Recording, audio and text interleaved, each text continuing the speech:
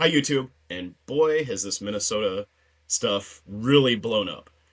It's almost as if people care about their kids. It's nuts. Now, anti Trump podcasters, of which I frankly am one, but I do consider myself to be more center right, center left.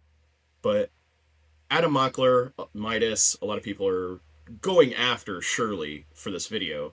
Local news has gone after him for it, has interviewed him, and they're calling him an idiot, and he was, cherry picking information.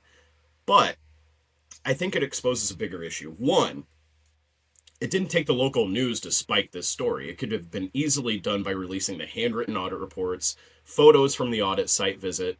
Those are all things that are should be standard practice when performing an audit. And none of those things happened. You can look up the audit reports yourself on the Minnesota Health Services website, Department of Health website. It also doesn't answer this very important question. Mako childcare. What happened with that? What's the explanation for that one? Right? Doesn't even have a license. Yet it got money? How does that happen? We don't have an answer for that yet. And to add, as in my first video on this, I said it's regular families that are going to be hurt by this. And now it's not just Minnesota families, it's everyone. They're freezing payments to all states while they investigate this, because the CCAP program is not just Minnesota, it's every state. And frankly, from what I could see looking at it, there's very few controls or audits on whether a child even attends. Yeah, there has to be record keeping, but let's face it, if you're willing to steal taxpayer money, you're certainly not above faking a few documents or sharing the money with families. These are all things that can lead to fraud. I'm not saying that there's fraud there. And sure, I'm not going to go as far as Shirley and say that there absolutely is fraud. These people are stealing taxpayer money, but the possibility exists. And until radical transparency happens and ownership, then there's always going to be a question. It should be a simple matter to just open the files. Here's what they are. So the fact that that hasn't happened yet lets this thing metastasize. Gives Trump an opening to do this. And it's unnecessary. But even then, let's just go into what is called the bigotry of low expectations. All right. We saw photos of these child care. I mean, Shirley's video shows the condition and general exterior appearance of these child care facilities that are receiving taxpayer money. We don't know what kind of grant money or community, NGO kind of money they received in order to fix up their facilities, to open the business. Those are all monies that could have been provided to these places. So first we had Mako. Quality Leaning, remember the Quality Leaning Center? I'm actually going to put this up close. Quality Leaning Center, lest we forget this one. Now, compare the Quality Leaning Center with this facility. Okay, we were told that, oh, there's no reception area. There can't be a reception area. Mehdi Hassan went so far as to call Shirley an idiot and completely unprepared when asked a question about, well, you know that the door should be locked. Well, you know. And he said, well, I thought there would be a reception area. This place has a reception area. This place's windows aren't painted black, and it has windows. And look, there's an outside play area. And, I think your first thought might be, well, I mean, the leaning center just depends on the government subsidy. I mean, that's how it stays in business. It's just, these places charge way more in tuition. You might think that, but no. Here's the tuition for that facility with the windows and the atrium and the outdoor play area. It looks awfully like a lot, and I'll put it up here, the reimbursement schedule that the Leaning Center gets, that ABC gets, that Mako got. So why are the outcomes so different? Where's that money? What, you know, why isn't there some sort of demand that they update their facilities? They provide an outdoor play area. They're getting the same amount of money. And then that's not even going into some of these places that also accept the CCAP funds and tuition. Let's look at this. Look at that. Outdoor player, Tierra Encantada in Wyndham. Looks like a lovely facility.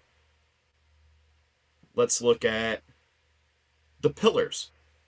Again, look at that place.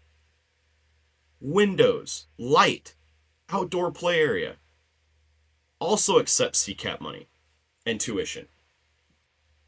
So why are the outcomes so different from here to the Learning Center?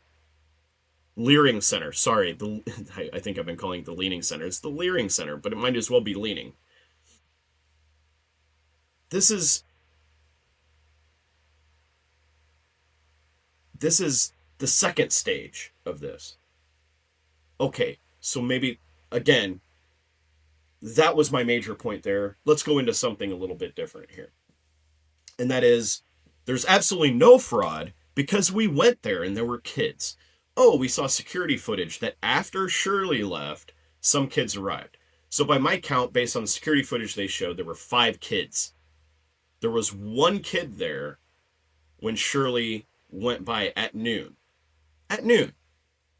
Now, I don't know about daycare facilities, but around here, drop-off is at like 7:30 as the parents go to work. So there was only 1 kid there before noon. And then after that, then suddenly a lady shows up with a toddler in a stroller. And then another lady in a very similar car. I'm not going to go so far as to say it was the same car, but it sure looked similar. Shows up with 4 kids or 3 kids and brings them in. So now we have 5 kids in that facility for the day. 5. And based on those 5 kids, we're saying Shirley is just, he's ridiculous. He's a bomb thrower. Maybe so. Maybe so. However, there was obviously something there that he could use as leverage. And I know that the conversation is now moving to the Republican Party in Minnesota put him up to it. This was a stunt. It's staged. Again, release all the files. Is not try to fight it, not try to call this a witch hunt or a stunt or Shirley's an idiot, like Mehdi-Hassan says, but just engage it. Engage it for what it is. Because between Mako, which isn't licensed, and the Leering Center, which the signage is wrong. I mean, they misspelled the signage. Let's get some standards in place. What is wrong with standards? Again, bigotry of low expectations. What? Because are those children not good enough that they should not have an outdoor play area and at least as much as this facility? Or, sorry, not that facility. Obviously, we know what they get that facility. As this facility? What makes those kids that go to the Leering Center, when the money's coming from the same place, it's still coming from CCAP, it's coming from the same government program. Why should they get substandard stuff? That's what we should be asking. Why? If the money is the same, why is the outcome and the facility so different? That is the question. I mean, amongst the other, like, where's the money going and what, but that ties into it, right? If both facilities, funding sources, come from the same place, why are the outcomes so different? Why is this building like this and this building is like this? That's really the main point that should be addressed. Anyway, bye YouTube.